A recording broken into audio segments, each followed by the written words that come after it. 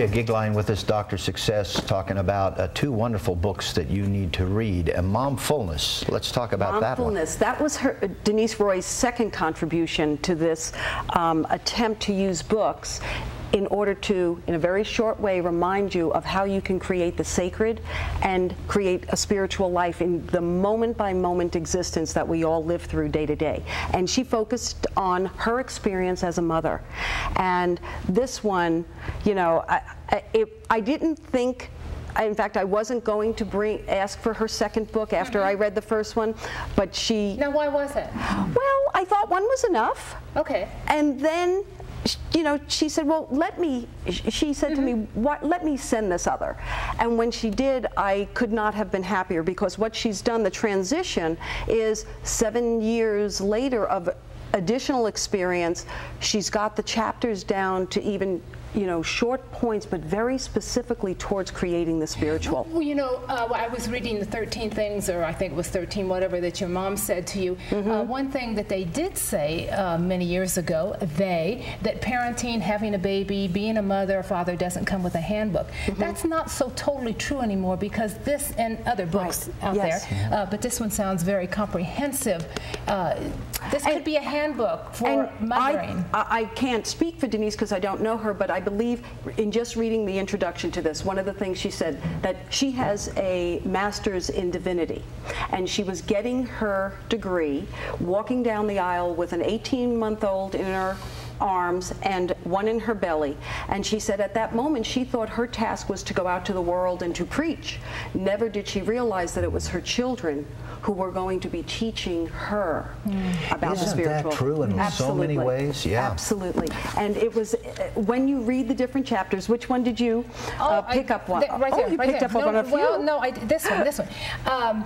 When someone deeply listens to you, and like you said, they're a page and a half. This was maybe 2 pages here. Right. But when someone deeply listens to you, that just made me think of the way we interact in society today. Have you ever noticed at a party when somebody's talking to you and their eyes are darting, they're darting all around, and then you come up to that person who is just intently looking at you. Correct. Everything else just disappears for them. Correct. They are intently listening to you as you're speaking. That chapter just made me think of that. And you just showed everyone and told everyone why I like these books so much. So this is written MOMfulness. You would think it's only for the audience of moms with children. But here you are talking about a situation that as an adult, when you feel heard the most is when someone holds your gaze and truly is paying attention to you. That's what she teaches. It's like you're the only person in the room to them at that moment. And, and you come across those kind of people. Correct. Sometimes. It is so true, and I think, Ton, you might agree with this, that I doubt it. That would be a unique concept for her to agree with you. That would be number one. But you know what, in this kind of an aside, but it's really the truth, I think in this business we actually learn to do that. It is a learned thing, isn't it? Correct. I believe it is. Yes. You know, it's not asking the question, it's listening to. Well, and when I was first in the behavioral sciences, one of the things that I would teach groups of people is always remember that we have one mouth and 2 ears for a reason, because we tended to, unfortunately, use our mouth a whole lot more than we used our ears. And we do forget, we do need, when I wrote a workbook for myself, that was one of the chapters for business. Listening is such a critical skill, and it is a skill. If we have been listened to, if we feel we have been heard, and we had great teachers in that regard, we know how to do it.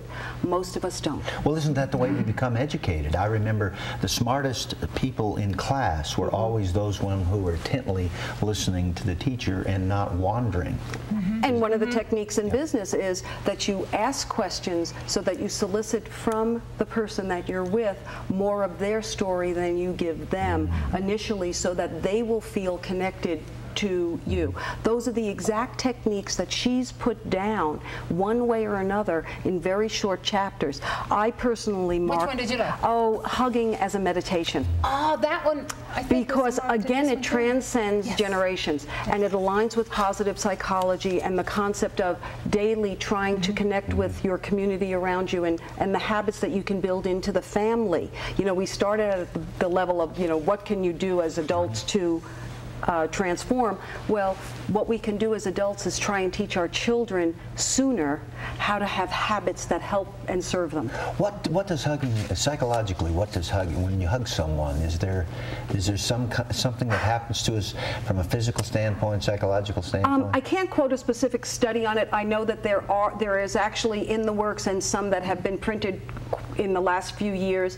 What I went through a training and that I thought was really beautiful, they actually taught us to make sure you hug heart to heart when you hug someone. And again, I believe it's as much you reminding yourself and becoming conscious. How many times have you gone up and just hugged someone and not cared? And it's just like, have a good day. Oh, have a good day. Shaking hands, or how are you? Yes, and sometimes we even get to that I love you part. Oh, I love you. You know, we get into habits, and they're wonderful habits. But if we become re-aware of why we started the habit and why we love the person and why we're hugging the person. So something like hugging is something you can do at the dinner table, like have a ritual before you sit down. Let's hug before we sit down. It's something you can do in the nursing home. And that's what I like about. What is the, what should I say, what is the, with hugging, what is the rule of thumb? Don't do it in the workplace unless you're granted permission. That's the rule. No hugging in the workplace. I don't want any calls. The opposite sex, right? That's exactly. Even it doesn't matter. Protocol for hugging. I mean, some people kind of give you that, don't hug me, don't do it. Yes. I mean, don't you have to really read the person? I think you do. You know, my husband has this game that he plays with men. My husband is a hugger, and he's also kind of, he likes to hug, and he likes to hug his friends, and a lot of his friends are men. And he actually does like a download after he reports to me, boy, he got really surprised and he stiffened up, or, you know, oh, that woman didn't realize that I'm a hugger, and, you know, so yes. So yes to that question? Okay. Yes. Well, 2 wonderful books. Sense it out. Andrea, thank you so very much. Thank you. When we come back, Randy Karp, he's the author of Misinformed About Foods. You stay there.